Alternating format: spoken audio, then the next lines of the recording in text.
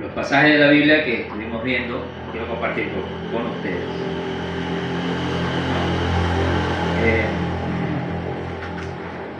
Vamos a leer Hechos capítulo 17. Un pasaje que a mí me gusta mucho, tiene muchos detalles, muchas enseñanzas.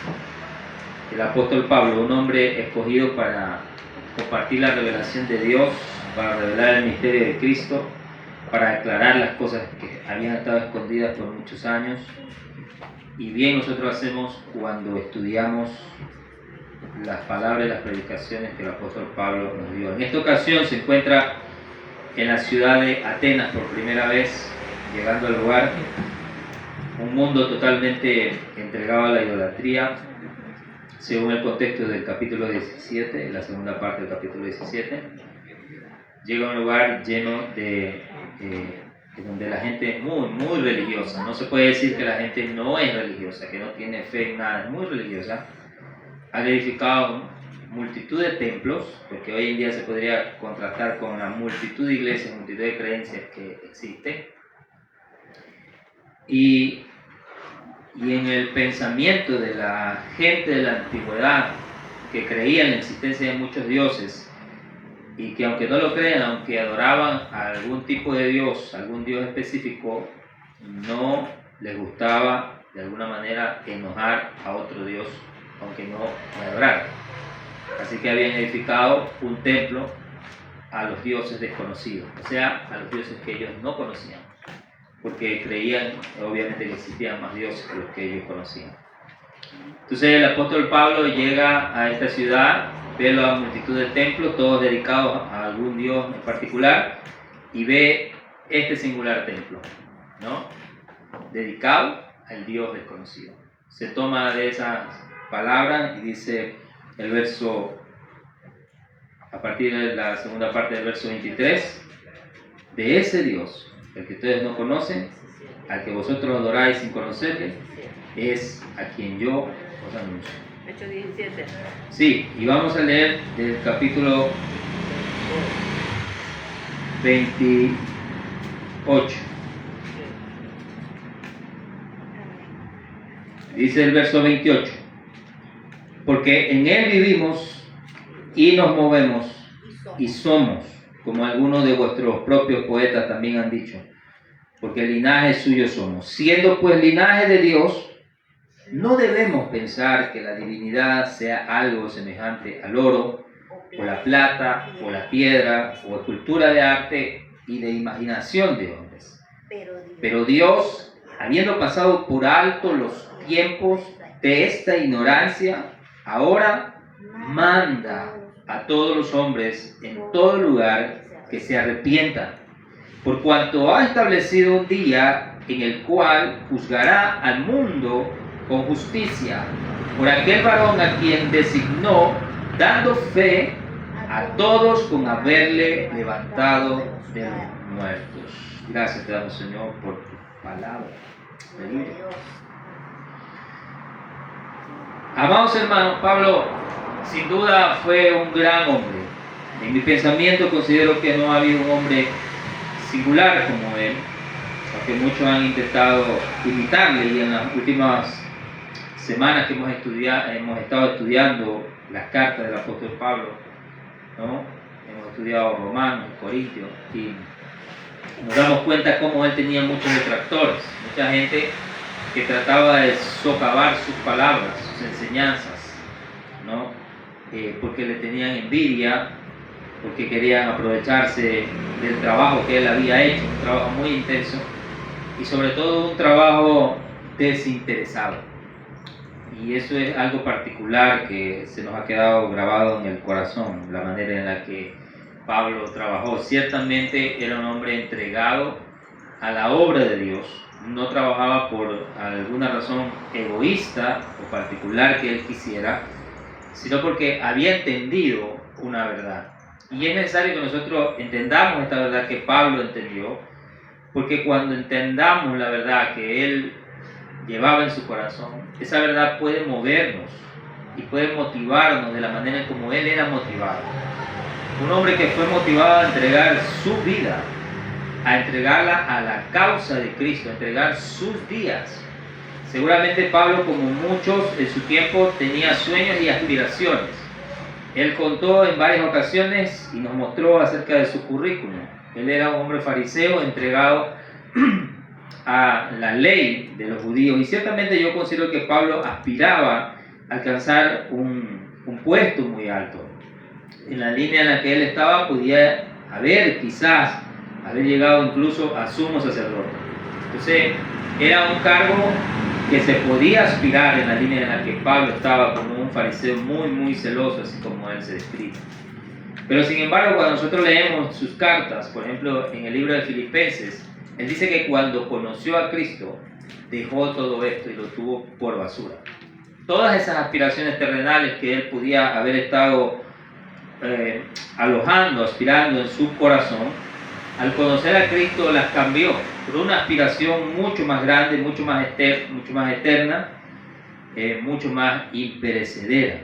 Entonces, en esa actitud de Pablo nosotros podemos aprender una lección. ¿Qué fue lo que movió a Pablo? ¿Qué lo motivó de tal manera que hizo que, en palabras nuestras que no entendemos, desperdiciara su vida, por decirlo así, ¿no? Porque esa es la manera en la que de repente muchas personas entienden hoy en día. Yo recuerdo alguna vez, hace muchos años, había ido a predicar a una casa con un amigo, y la persona que nos recibió en algún momento dijo que por qué desperdiciábamos nuestro tiempo así, de esa manera, por qué no nos dedicábamos a estudiar, a trabajar, a hacer algo de provecho, como dice entre comillas. Entonces la gente a veces tiene esta apreciación, que uno desperdicia su vida cuando la entrega a Cristo, cuando se dedica al servicio de Él, cuando es motivado para buscar, como dice la Escritura, el reino de Dios y su justicia primero, antes que las aspiraciones propias. Entonces esto es muy llamativo, amados hermanos, lo digo porque lo tenemos a Pablo como ejemplo. Un ejemplo, como les dije antes, que creo que hasta la vez se hace inalcanzable para muchas personas, aunque creo que muchos creyentes han hecho grandes cosas en su vida y realmente han entregado su vida por la causa de Cristo. Amén. Entonces, ¿qué es lo que entendió Pablo? ¿Cuál es la revelación que le llegó a su corazón, que le llegó a su mente, que cambió su manera, su visión del mundo? Porque realmente la visión de Pablo que tenía acerca del mundo cambió. Primero, lo vemos en el mismo capítulo, en el capítulo 9 del libro de Hechos, persiguiendo a la iglesia. Su celo por el judaísmo, su celo por el único Dios, lo motivó a pedir cartas, a pedir autorización para perseguir a la iglesia, aún en ciudades aledañas, donde no se estaba permitido, ¿no? Él estaba dispuesto a entregar su tiempo, a hacer esta labor, y realmente lo hacía comprometido con la causa. Pero en ese mismo trayecto conoce al Señor Jesucristo. Nosotros hemos leído muchas veces ese pasaje. Él tiene una visión. El Señor Jesús se le aparece e intercepta su camino. Y solo le dice una leve pero poderosa frase, ¿no? Dura cosa te dar voces contra el aguijón, que traducido puede significar qué duro trabajo es golpear un arpón, la punta de un arpón, algo que no puedes destruir y que más bien te hace daño a ti, ¿no? Más bien parecería una locura. Pablo estaba persiguiendo a Cristo, estaba persiguiendo a la iglesia de Cristo, y ante los ojos de Cristo eso era una locura. Eso era algo que él nunca iba a poder hacer, nunca iba a poder destruirla, nunca iba a poder acallarla, ¿no? Muchos hombres a lo largo de los años han querido destruir de la conciencia colectiva el cristianismo, a Cristo, han querido desaparecer la Biblia y no han logrado. Porque como dijo Gamaliel, son hallados peleando contra Dios, y eso es algo imposible. Entonces Pablo en ese mismo capítulo, al encontrarse con Cristo, cambia y postrado delante de él le dice: Señor. Esas palabras que son muy, muy, muy poderosas. A veces yo considero que como leemos mucho en la Biblia la palabra del Señor, de repente no le damos el valor que la palabra tiene o tenía para los hombres de aquel tiempo. Porque podemos ver a Pablo no solamente diciendo Señor, sino a la vez postrado delante de él. Entonces vemos a un hombre que está totalmente humillado y entregado, que está dispuesto a no solo escuchar, sino obedecer lo que salga de la boca de Cristo. Señor, le dice, totalmente rendido, ¿qué quieres que haga? Y eso es importante y nosotros necesitamos notarlo, amados hermanos.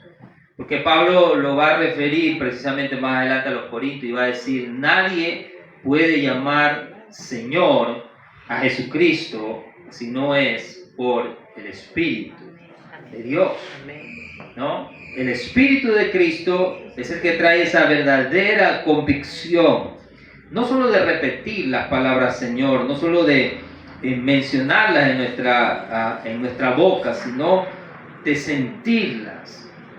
Que al llamar Señor a Jesucristo estamos entregando en sus manos nuestra vida, nuestro destino, nuestra fuerza, nuestro tiempo, nuestros proyectos, como ciertamente Pablo lo hizo en ese día. Ese particular día, ese hombre que iba camino a Damasco con muchas referencias de los fariseos, con grandes aspiraciones en su corazón, con grandes proyectos en su mente para el futuro, ese hombre murió en ese lugar, totalmente murió, y al levantarse era otra persona.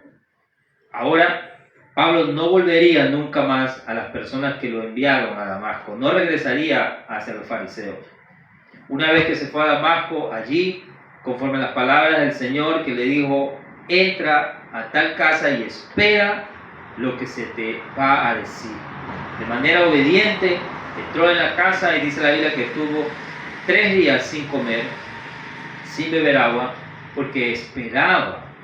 Y Pablo, nosotros podemos notar que él es un hombre de grandes convicciones. Esperaba que se le revelara lo que él tenía que hacer.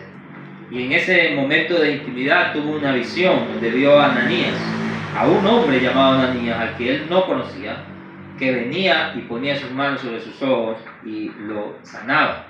Y ciertamente así fue. Y Ananías no solamente trajo la sanidad y la salvación para Pablo en sus manos, sino que trajo la palabra del Señor. El Señor le dijo a Ananías, ve, porque instrumento escogido me es este para llevar mi palabra a las naciones. Ese era el llamado que el apóstol Pablo iba a recibir el día que él se convirtió. ¿Por qué recibió un llamado el día que se convirtió? Porque él estaba totalmente rendido y dispuesto en el momento que dijo, Señor, ¿qué quiere que haga? No podemos obviar esto, hermanos. Pablo es un hombre realmente de grandes y de profundas convicciones. No es un hombre, como va a decir la Escritura más adelante en el libro de Santiago, inconstante, que a veces está arriba, abajo. No, ciertamente, por eso Pablo se ha convertido en la figura a seguir del Nuevo Testamento. Aunque como hemos visto, particularmente parecería que no era un hombre de grandes proporciones, muy llamativo, ¿no? Ciertamente esta era una cosa que le reprochaban las personas que lo conocían. No era de gran tamaño, no era de gran porte, no era de gran impacto cuando uno lo veía. Pero ciertamente, como dijo Pablo, verán que el Espíritu de Dios habla por medio de mí. Y eso era lo importante, porque Pablo estaba realmente convicto de Cristo, convicto del Espíritu Santo, convicto de su llamado.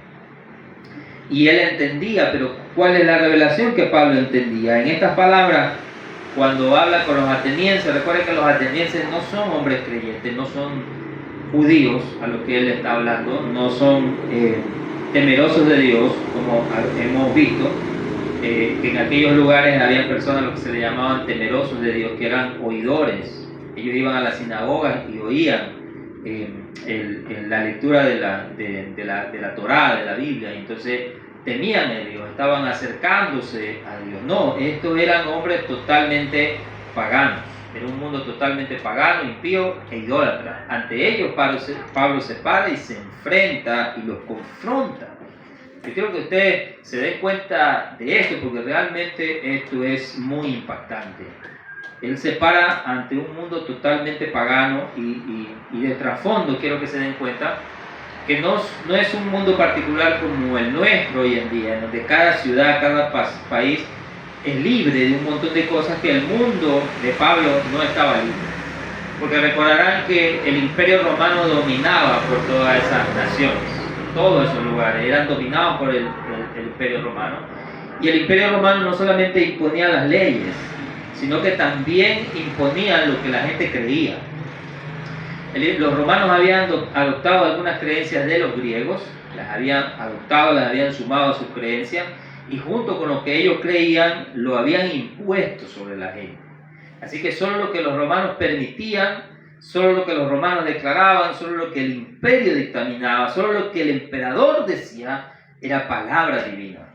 Porque en los días de Pablo los emperadores creían que eran divinos, que eran hijos de Dios, creían que eran descendientes de la divinidad.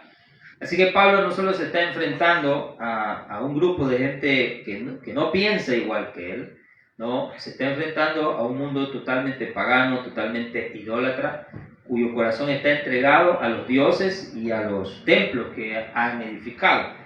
Ya nosotros vimos la ocasión cuando ese gran alboroto que se causa en la ciudad de Éfeso, cuando Pablo está predicando en los alrededores del templo de Diana, y cómo la gente alborotada en una gran multitud se levanta en contra de Pablo y de lo que él está predicando. Entonces ahí nosotros podemos tener más o menos un contexto de cuál era el mundo de Pablo. Amén. Entonces, como dije, no solamente eso, era un mundo muy religioso, muy fanático, sino que además de todo las leyes las imponía el imperio, y el emperador era Dios para la gente de su tiempo. Entonces, ante esa gente Pablo se para y dice estas poderosas palabras que nosotros leímos, pero quiero resaltar el verso 30 en adelante. En el verso 29 él confronta la idolatría, porque en cada templo obviamente había una escultura, una imagen, dependiendo de qué material sea. Pablo dice en el verso 29, dice: nosotros somos linaje de Dios y no debemos pensar que la divinidad sea semejante al oro o la plata o la piedra o la escultura de arte o cualquier cosa que el hombre se pueda imaginar. No, Dios no se compara ni se parece ni está compuesto de ninguna cosa que nosotros podamos siquiera imaginar. Así que no podemos crear un Dios como ellos tenían. Y luego les dice: pero Dios, el verdadero Dios del que él les ha venido a hablar, dice, habiendo pasado por alto los tiempos de esta ignorancia, porque ciertamente la gente ha hecho esto porque ha vivido en un largo tiempo de ignorancia, igual como nosotros. A veces nosotros hacemos algo porque ignoramos algo, como Pablo un día que conoció a Cristo, hasta antes de conocer a Cristo, él ignoraba a Cristo, él no lo conocía realmente, y por eso perseguía a la iglesia. Pero una vez que lo conoció a Cristo, él salió de su ignorancia. Le fue revelado una verdad, un concepto le fue sembrado en el corazón y en el espíritu, y eso cambió su mentalidad y su visión. Amén. Entonces dice: pero Dios, pasando por alto los tiempos de esta ignorancia, ahora, ahí hay un punto de quiebre, un punto de transformación, como lo que ocurrió con Pablo. Ahora manda a todos los hombres en todo lugar que se arrepientan. Esta pequeña frase de Pablo tiene y va a tener muchas repercusiones. Porque Pablo está generalizando. Está diciendo todos los hombres. No importa quién sea, mientras sea hombre, mientras sea un ser humano, ahí está incluido el emperador. El que se cree divino, el que se cree hijo de Dios y se cree Dios. Ahí están los sacerdotes de los muchos templos, que también en cierta forma se creían algo divino. Los héroes de los tiempos, de aquellos tiempos, que también eran casi adorados. Esos héroes de los que nosotros ahora solo vemos películas, como Hércules y otros conocidos. ellos casi los adoraban como a dioses, le edificaban una especie de templo también y hacían una imagen de ellos, supuestamente para recordar sus hazañas. Pero usted sabe, como hemos dicho en otra ocasión, el ser humano tiene una connotación religiosa de por sí. Dele algo a que, como que dicen, no, ¿mandé? Dele algo para venerar y lo terminará adorando, ¿no? Así empezaban venerando a los héroes y los terminaban adorando. Y es lo mismo que ocurre hoy en día en muchas religiones. Se le da algo a la gente para venerar, para recordar, para imitar, pero lo terminan adorando, lo convierten en un ídolo, lo convierten en un dios. A las personas mismas, sí, exactamente. Y es lo que ocurría. Entonces, pero Pablo dice, ese Dios que ustedes no conocen, mire, del que yo les vengo a hablar, que es el verdadero Dios, que es el único Dios, que es el creador de todas las cosas, que es el dueño de todas las cosas, que fue el que hizo al hombre y es el que ha destinado donde el hombre debe vivir y el tiempo en que debe vivir. Ese Dios, al que han ignorado, contra el que han pecado, contra el que se han rebelado, pasa por alto el tiempo, todo este tiempo de vuestra ignorancia. Pero ahora que ustedes van a conocer la verdad, manda. Y esta palabra es importante. ¿Y por qué ahora? ¿Por qué en este momento? Porque ciertamente en Cristo se había logrado algo que no se había logrado antes. Y este es el misterio que Pablo venía a revelar al mundo, el misterio de Dios. Que Dios había venido a este mundo como rey en la persona de Cristo. Y solamente un rey, así como el emperador se creía en esos tiempos, podía decretar una cosa como esta. Solo un rey podía decretar un mandato como este. Dios manda a todos los hombres, en todo lugar, que se arrepientan. Por cuanto ha establecido un día en el cual juzgará al mundo con justicia por medio de aquel varón a quien designó, dando fe a todos con haberle levantado de los muertos. ¿No? Entonces esto es muy relevante, muy poderoso. Esta es la verdad que movía a Pablo. Lo que Pablo predicaba no era una nueva religión, porque para religiones tal vez mejor que cualquiera el judaísmo donde él estaba, que a fines de cuentas era la religión que Dios mismo les había dado. Lo que Pablo anunciaba no era una nueva religión, como hoy en día se predica, invariadas formas de religión. Lo que Pablo comunicaba era que el reino de Dios se había establecido, que el reino de Dios había llegado, que había llegado en la persona de Cristo, que Dios se había manifestado en la persona de Cristo y que había venido para gobernar el mundo.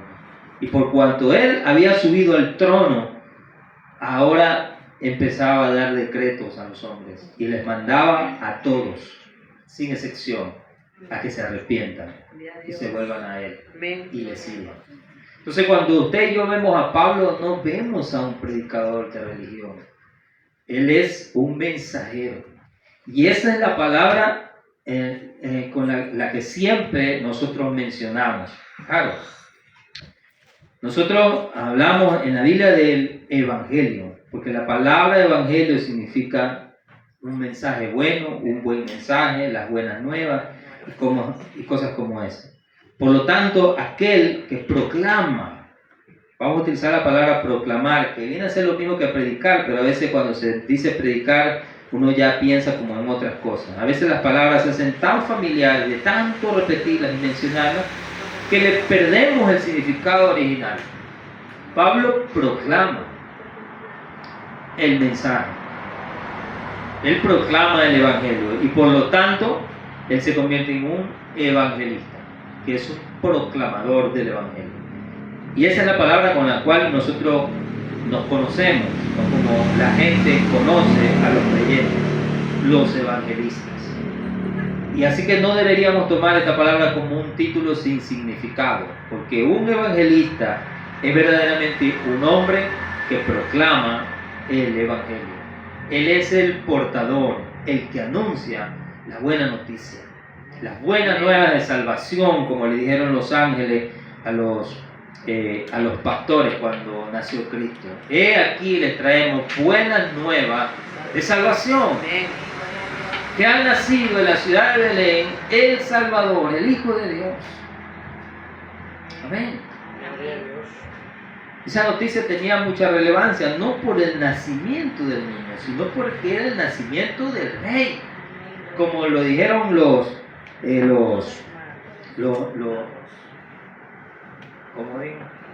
sabios de Oriente. Los sabios de Oriente, esa es la frase, ¿no? Los sabios de Oriente vieron lo que muchos no veían. Ha nacido el rey de los judíos.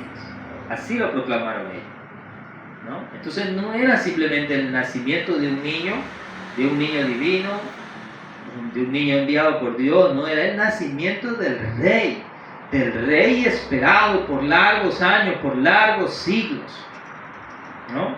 Y para esto quiero llevarlos, por ejemplo, a Daniel capítulo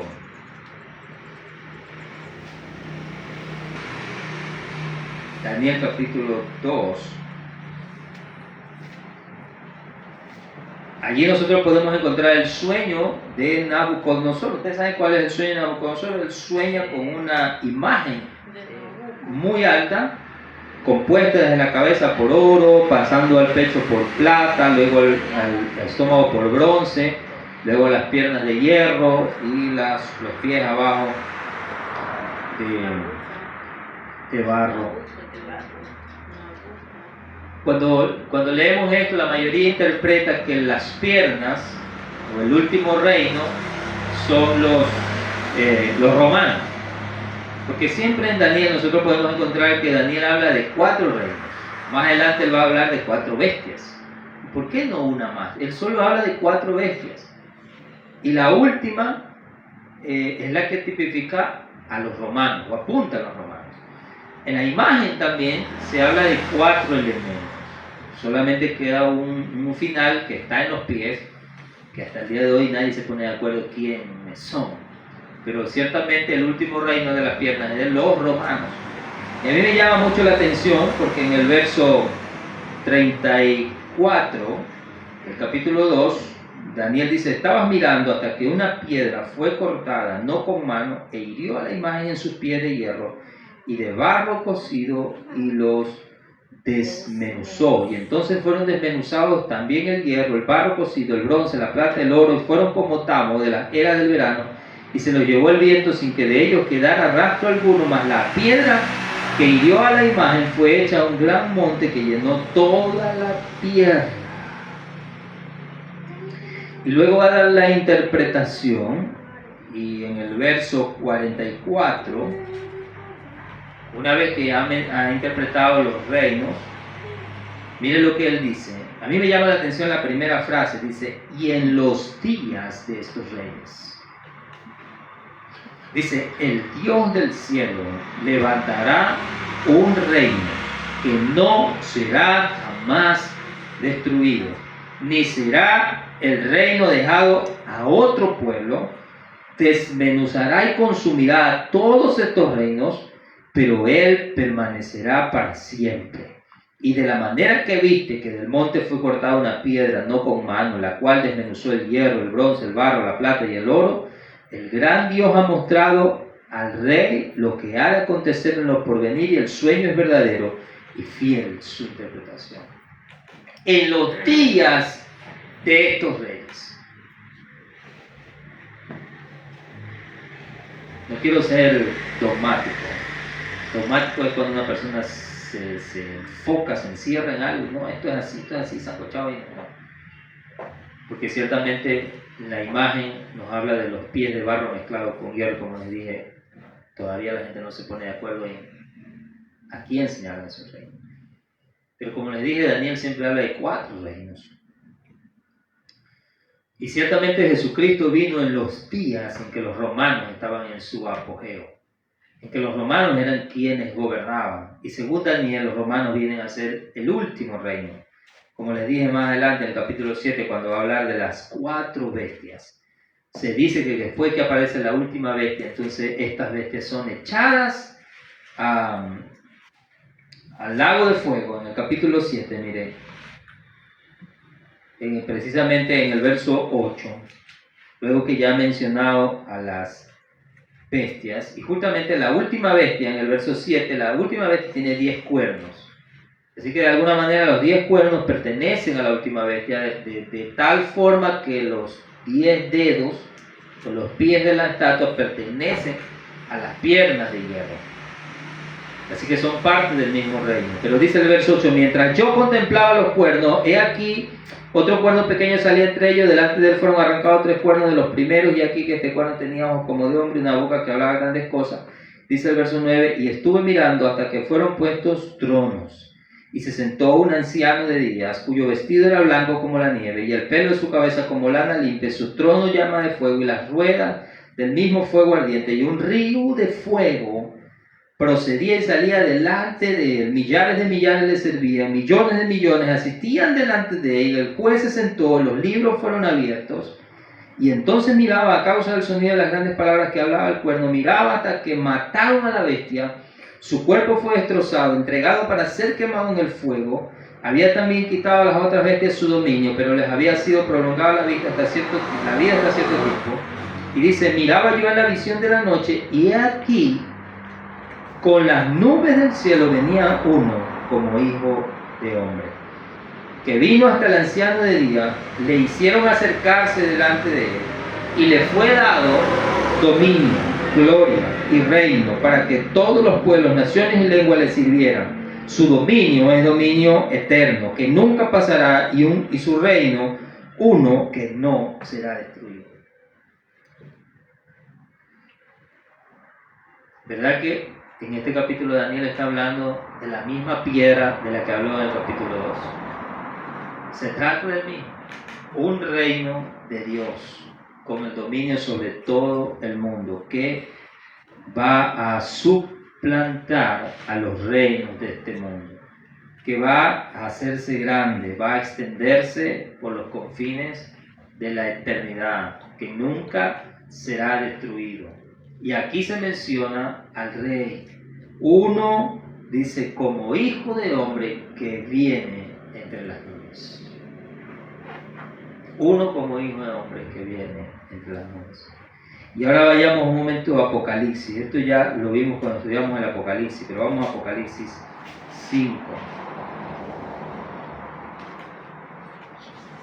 Como hablamos un poco cuando estábamos estudiando el Apocalipsis, yo sé que generalmente en la iglesia se nos ha enseñado que el libro de Apocalipsis es un libro profético y futurista. O sea que todas las cosas que están aquí son cosas que no han pasado y que tienen que pasar.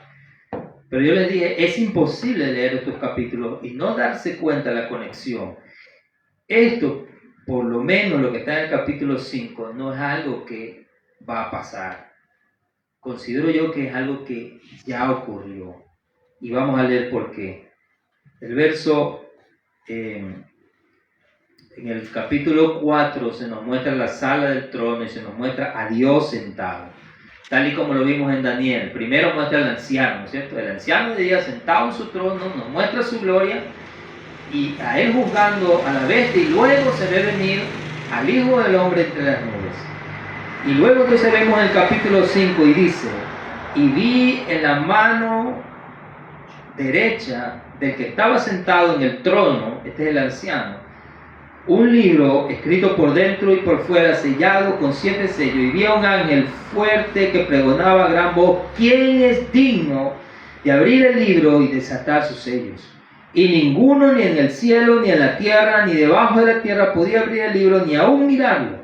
Y lloraba yo mucho porque no se había hallado ninguno digno de abrir el libro, ni de leerlo, ni de mirarlo. Y uno de los ancianos me dijo, no llores, porque aquí el león de la tribu de Judá, la raíz de David, dice, ha vencido para abrir el libro, desatar sus 7 sellos.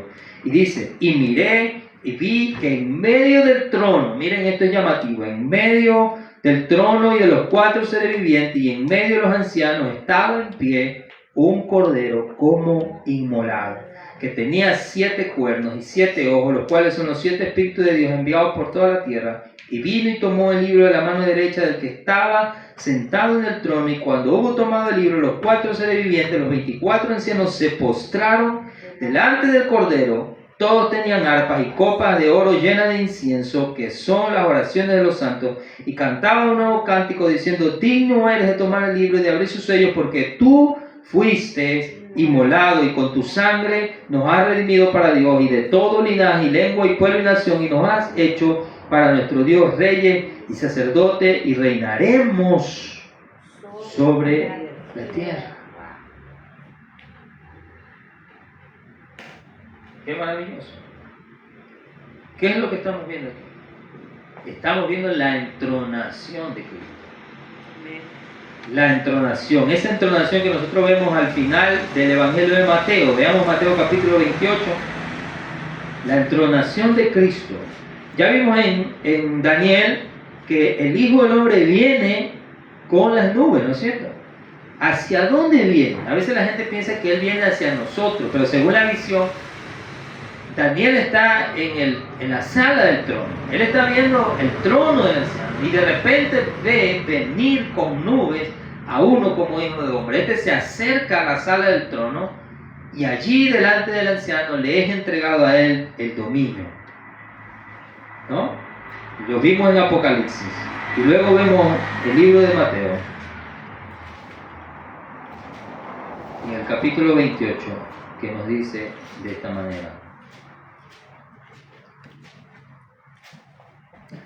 Al final del capítulo dice el Señor en el verso 17.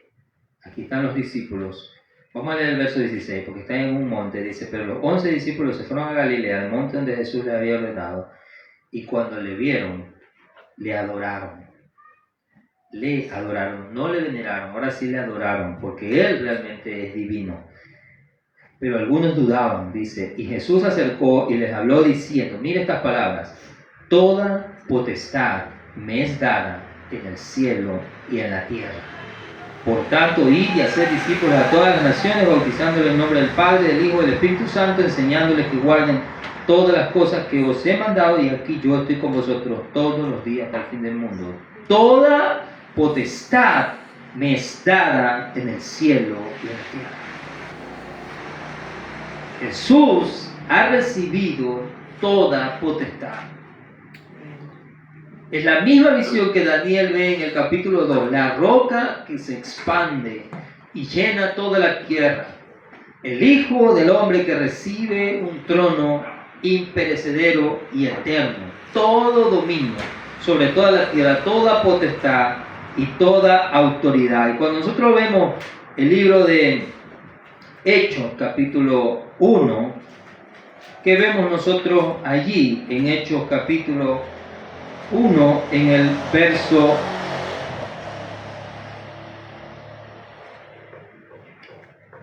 8?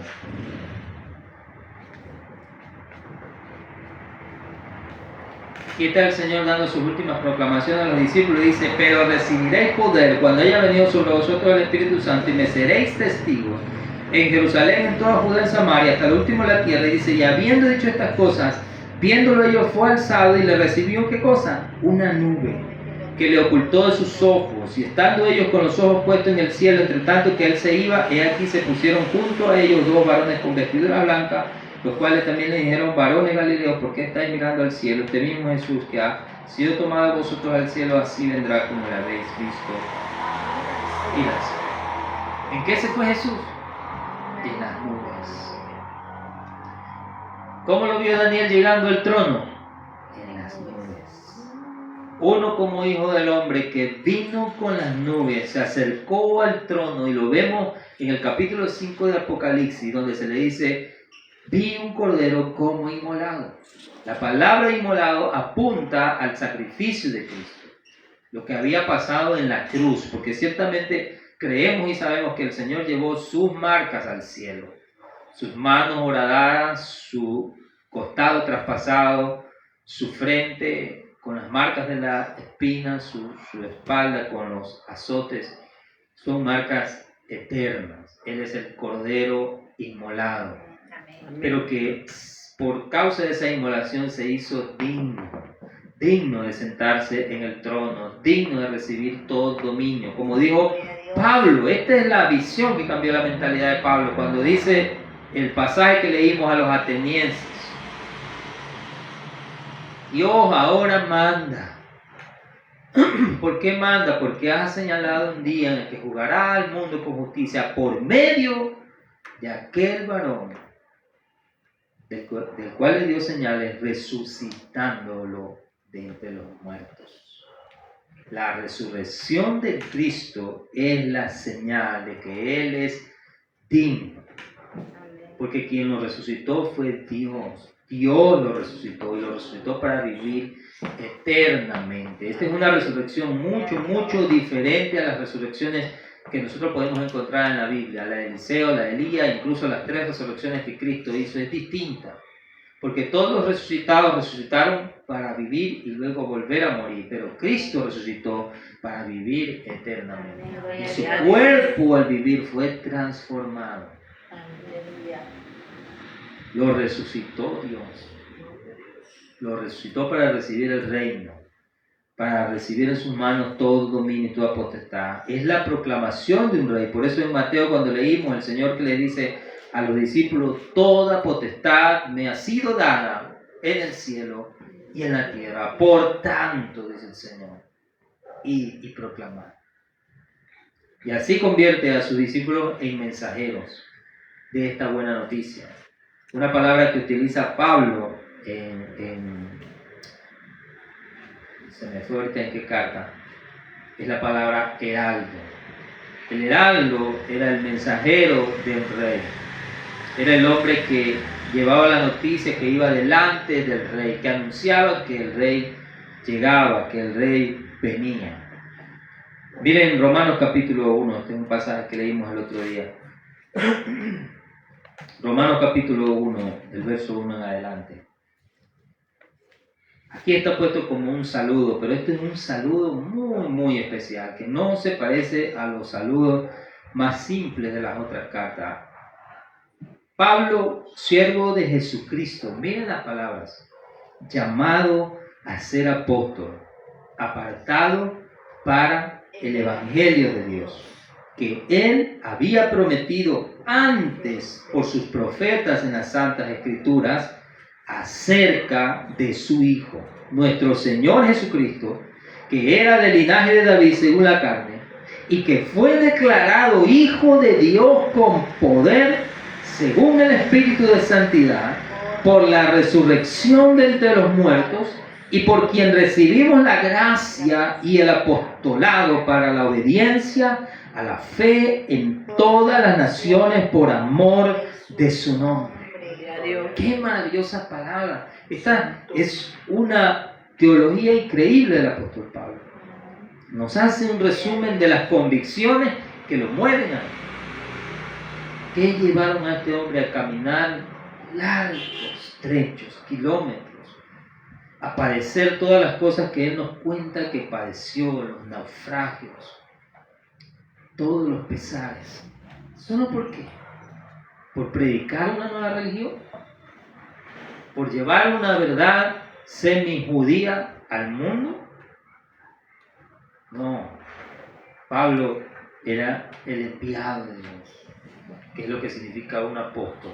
Un apóstol es un enviado del rey, un mensajero, un heraldo. Como lo fue Juan el Bautista. ¿Se acuerdan de Juan el Bautista?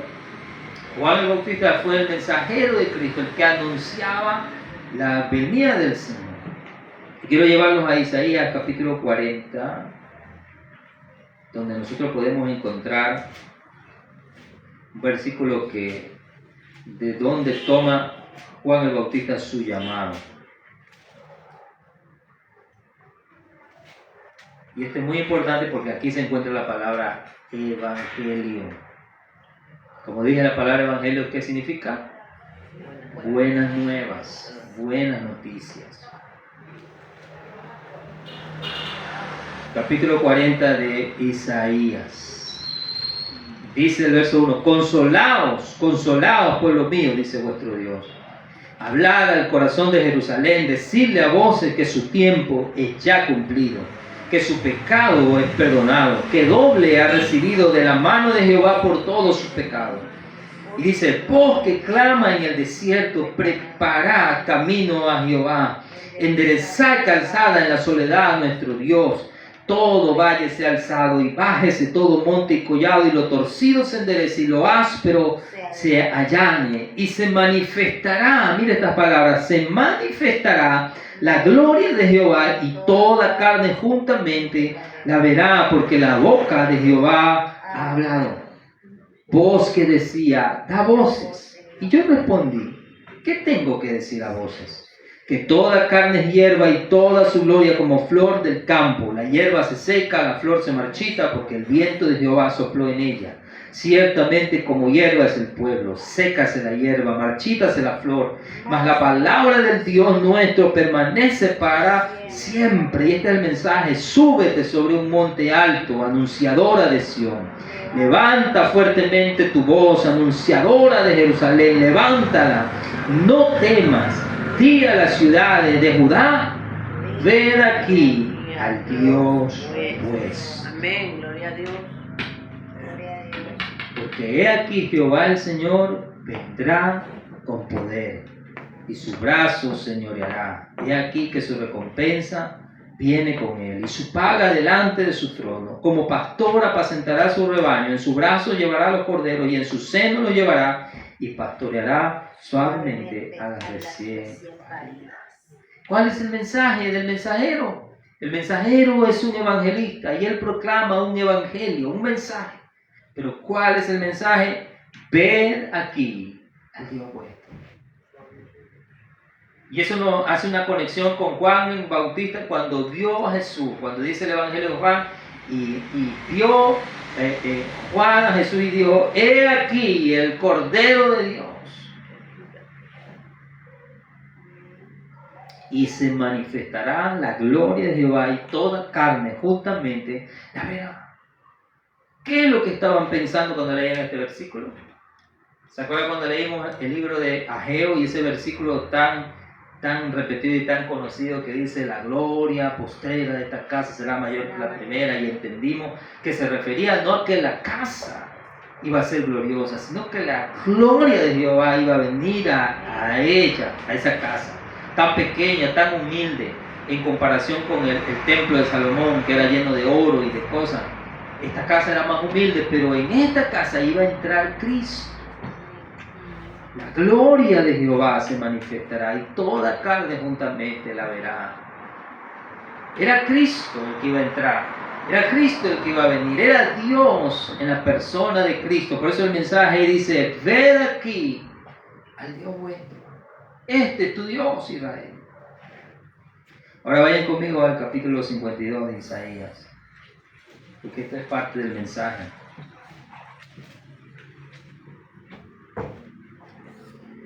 De Isaías.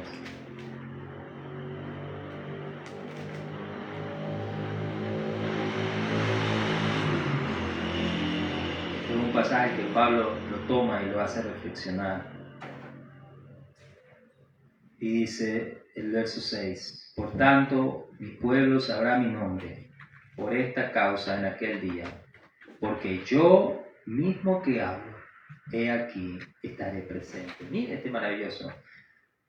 Yo mismo que hablo, he aquí, estaré presente. Dice, cuán hermosos son sobre los montes los pies del que trae alegres nuevas. Ahí está el Evangelio. Del que anuncia la paz, del que trae nuevas del mismo, otra vez. Del que publica salvación y del que dice a Sión. Aquí está el mensaje. ¿Cuál es el mensaje? Tu Dios reina. He aquí vuestro Dios, y la gloria de Jehová se manifestará. Porque yo mismo que hablo, dice el Señor, yo mismo estaré presente. Tu Dios reina. Ese ciertamente es el mensaje del Evangelio. Cuando nosotros leemos el Evangelio de Marcos, podemos ver que Jesucristo predicaba.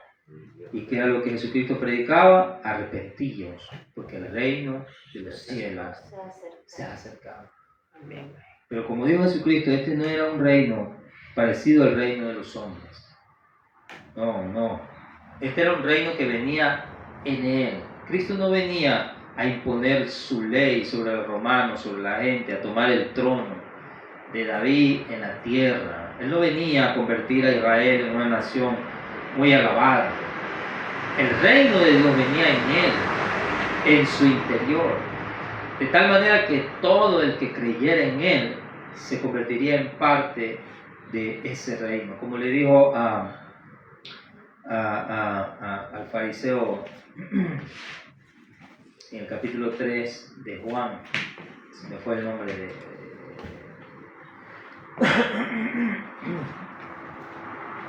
le dijo, si no naces de nuevo, no puedes ver.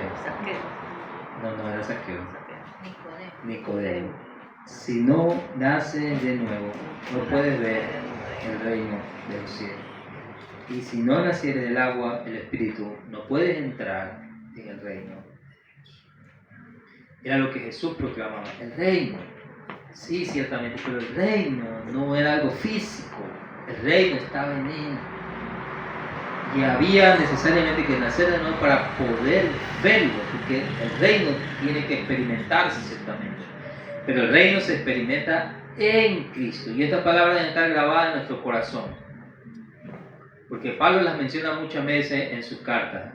En Cristo. En Cristo. No es lo mismo que al lado de Cristo, detrás de Cristo. Es en Cristo.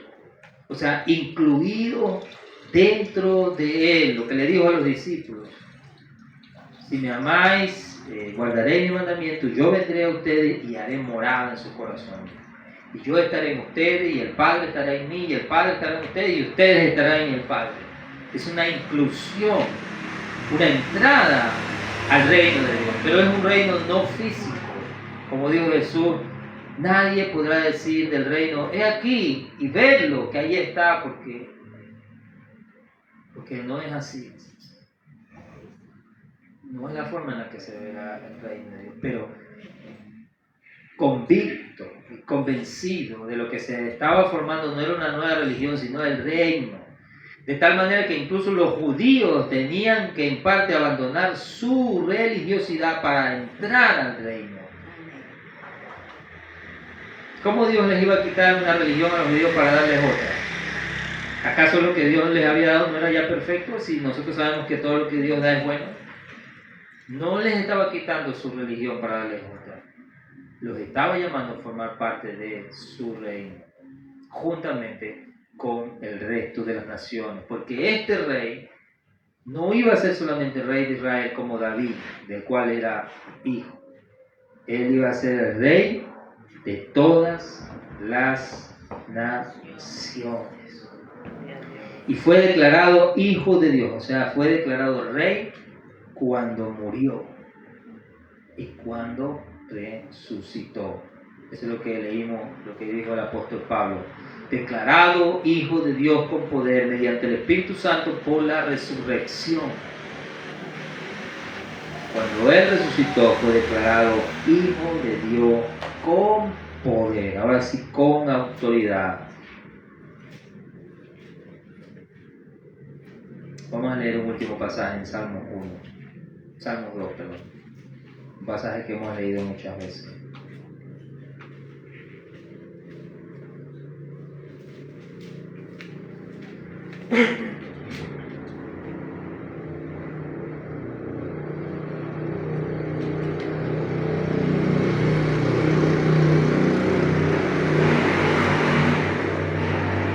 Y podemos hacer una comparación con lo que leímos en el libro de Hechos que dijo Pablo. Dice, ¿por qué se amotinan las gentes?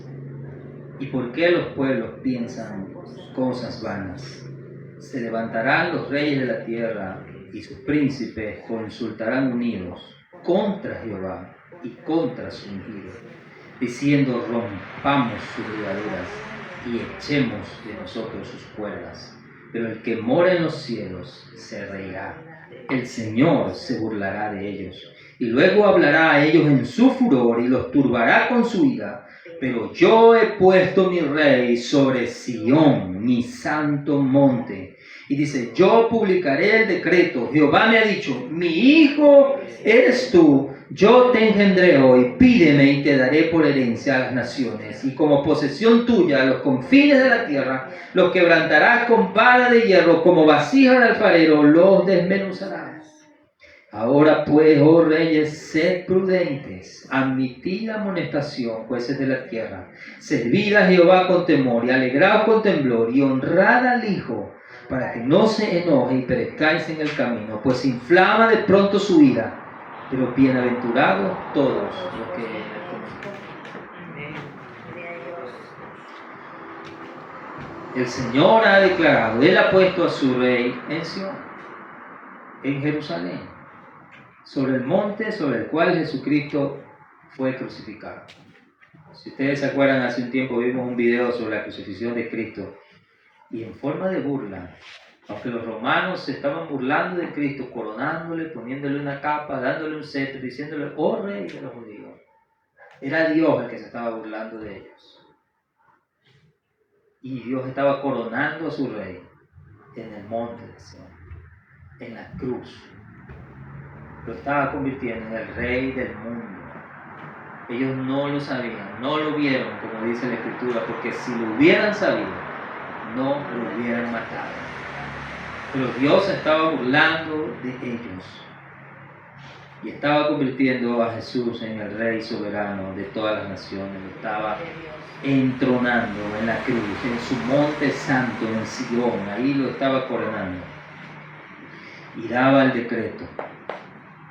Dios manda a todos los hombres en todo lugar a que se arrepientan. Lo que Jesús le dijo a los discípulos, ir a todas las naciones y convertirlas en discípulos y enseñen de todas las cosas que yo he mandado.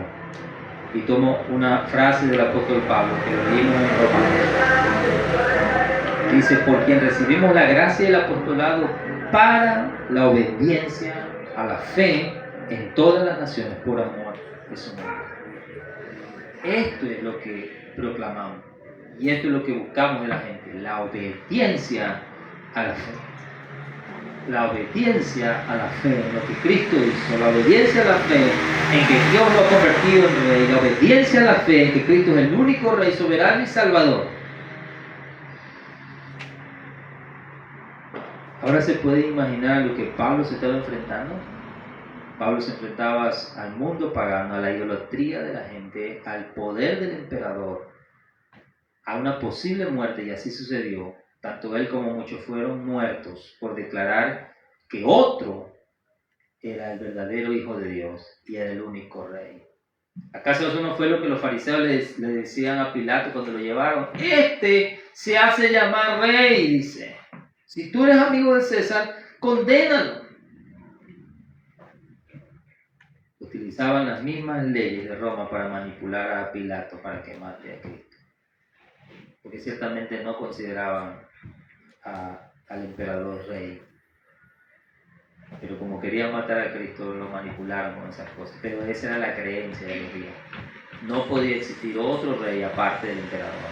No podía existir otro hijo de Dios aparte del emperador. No había otro salvador aparte del emperador. Y vino Cristo. Y Pablo y los discípulos proclamaron a este nuevo rey, a este nuevo salvador, a este nuevo Hijo de Dios, el único y el verdadero. Amén. Gloria a Dios. Gloria al Señor. Pónganse de pie, vamos a orar, hermanos. Gloria a Dios. Aleluya. Espero que esa palabra se quede calada en su corazón.